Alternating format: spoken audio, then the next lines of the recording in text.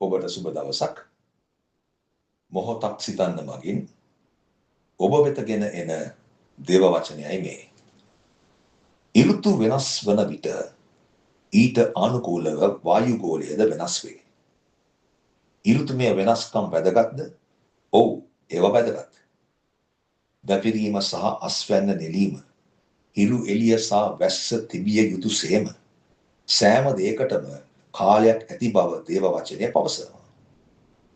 මනුෂ්‍ය ජීවිතයද එසේමය. මතෙව් සුභාරංචියේ 6 වෙනි පරිච්ඡේදයේ 26 සහ 27 වෙනි පදය. ආකාශයේ පක්ෂීන් දෙස බලන්න.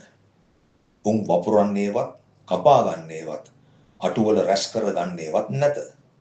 නමුත් ස්වර්ගීය පියාණන් වහන්සේ උන් පෝෂණය කරන සේක. නුඹලා උන්ට වඩා බොහෝ වටිනවා නොවේද? එහෙමනම් පළදරන පිණිස අපගේ ජීවිතයේ ඍතුමය වෙනස්කම් වැදගත් වේ. මාරතන් කාලයේ සිදුවෙන දේ තුලින් අප දකින්නේ දෙවියන් වහන්සේ අප තුල කරන ක්‍රියාවයි. මහා සාගරය වසර පුරාම විශාල අස්වැන්නක් අපට ලබා දෙන අතර වඩාත් හොඳ අස්වැන්නක් ලබා දීම සඳහා ඇයටද තමන්ව පිරිසිදු කර ගැනීමට කාලය අවශ්‍ය බව අපිට අමතක වෙනවා. නමුත් දෙවියන් වහන්සේ ਸਰව සාධාරණයි.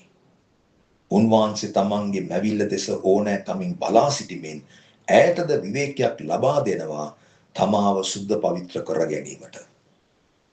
මෙම කාල සීමාවේ සාගරය රළු තත්වයකට පත් වෙලා ඇය තුල පෙරවාරේ ඉතිරිව තිබුණු සියලුම කුණු කසල ඇය විසින් වෙරළට විසික් කරනවා. ඍතුව අවසන් වුණාම ඇය නැවතත් සූදානම් මහත් අස්වැන්නක් ලබා දීමට. මහා සාගරය ගැන සැලකිලිමත් වෙන දෙවියන් වහන්සේ ඔබ ගැන කොයිතරම් සැලකිලිමත් වෙනවා ඇද්ද?